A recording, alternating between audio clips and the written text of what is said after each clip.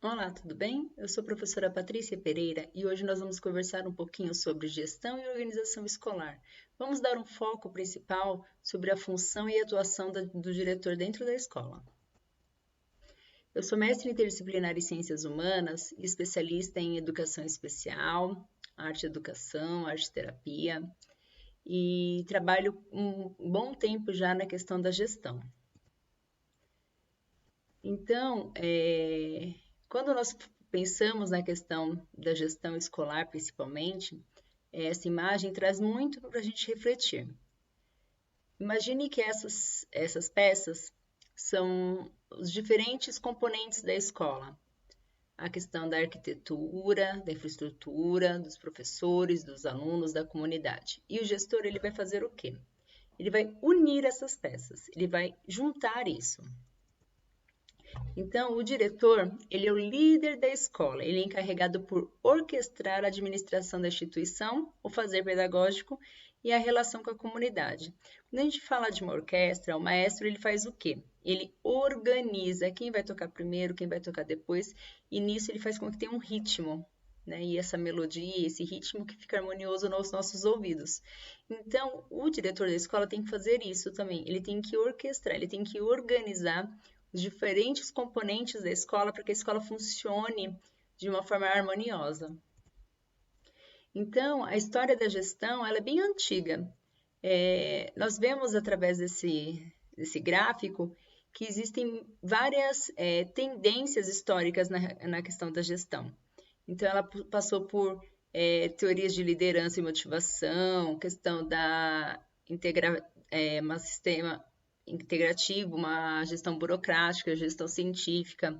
Existem várias vertentes aí sobre a gestão.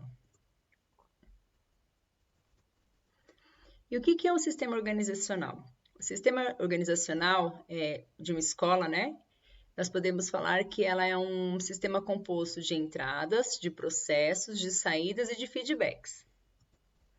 Então, o que são essas entradas e processos? A entrada é mais ou menos assim, realmente quando a criança entra na escola, ela está começando a ir para a escola. Então, o que é necessário nesse processo, né? É necessário uma acolhida, é necessário uma organização. E quais são os processos? Os processos dentro da gestão administrativa são como se fosse a introdução das disciplinas nas áreas de conhecimentos da vida acadêmica do aluno. Então, ele vai passar por determinados processos dentro da escola e isso vai fazer com que ele se torne cada vez mais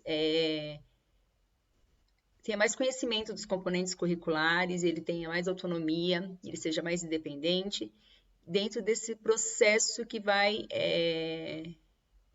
começar lá no início da escola e vai até o final. E quanto à saída?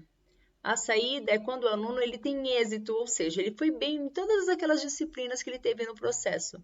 Então, ele se formou lá no último ano. Então, durante todo o processo, ele foi bem, então ele se formou. Então, quando isso ocorre, significa que ela está apta a fazer uma outra modalidade ou concluir e ir para uma nova etapa. E os feedbacks? Os feedbacks nós podemos ver como, por exemplo, a questão das avaliações de larga escala, o Enem, por exemplo. Ele é um feedback nacional aceito praticamente dentro do contexto brasileiro em todos os lugares. Contudo, isso não quer dizer que existe uma qualidade ou uma má qualidade de ensino. Apenas indica a resolver questões pontuais sobre o que o aluno deveria ter aprendido ou não deveria ter aprendido, em qual contexto, em qual território. Então, a gestão ela sofreu durante um grande tempo uma influência de conceitos de abordagem teóricas bem distintas. A gente pode ver a questão da gestão centralizadora. O que é uma gestão centralizadora? É o gestor, o diretor, ele decide sobre todos os processos e demandas de forma de atuação da instituição. Então, ele decide como faz, o como não faz, o que deixa de fazer e quem faz cada função. Já numa gestão descentralizada, o gestor ele aponta o caminho que a instituição deve trilhar. Entretanto, os sujeitos que compõem esse processo, eles são ouvidos. Então, o diretor, ele decide sim, porém, ele decide depois de assumir uma ação de ouvir todos os componentes da escola. E o sistema da escola? A escola, então, é um sistema que tem um conjunto de elementos independentes, formado por um todo e organizado, voltado para o desenvolvimento do ensino. Por isso que o trabalho é intencional, é sistemático e, ao mesmo tempo, é de uma responsabilidade social. Dentro da escola, existem sistemas, certo? Então, a questão da infraestrutura, da tecnologia e dos materiais, procedimentos operacionais, ou seja, como fazer, a questão dos elementos humanos, ou seja, pessoas que operam cada um desses sistemas. E isso tudo faz com que a questão da responsabilidade social seja vista como um todo, ou seja, a educação da integralidade. Para ter sucesso dentro da gestão escolar, é necessário ter equilíbrio entre o pedagógico e o administrativo, compreensão de que a escola é um sistema e que o sistema é um conjunto de funções ou atividades que interagem no organismo em prol do seu objetivo. Então, o diretor ele tem que ter essa garantia que o sistema funciona em conjunto, né, como se fosse uma engrenagem. E as orientações ao diretor, o que cabe, né? Ele tem que definir qual é o objetivo da escola, considerar quais componentes do sistema são interligados, por exemplo, a alteração de horário de aula, reconhecer que as falhas derivam fundamentalmente das ações administrativas. Um bom diretor ele não prende somente ao título.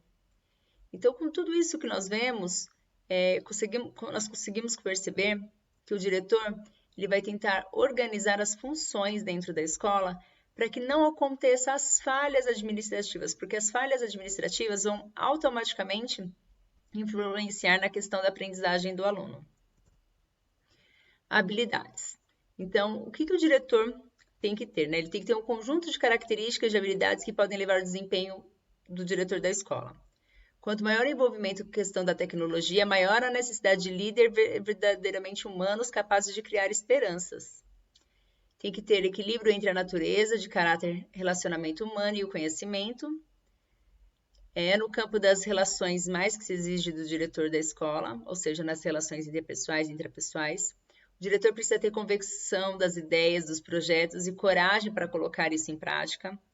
E somente o conhecimento técnico não garante uma questão de uma gestão proficiente, ou seja, não adianta ele só ter a questão técnica, ele tem que colocar em prática tudo aquilo que ele aprendeu também, porque fazendo uso dessa prática que ele vai conseguir realmente ver se tem funcionalidade ou não. E o papel do líder? Ele tem que liberar energias, apoiar e orientar, atuar como projetista, como professor e como administrador.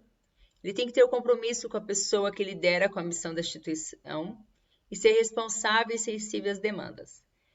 Nós vamos parar por aqui, daqui a pouquinho nós voltamos com a segunda parte da aula, que vai falar algumas funções específicas do diretor dentro da escola.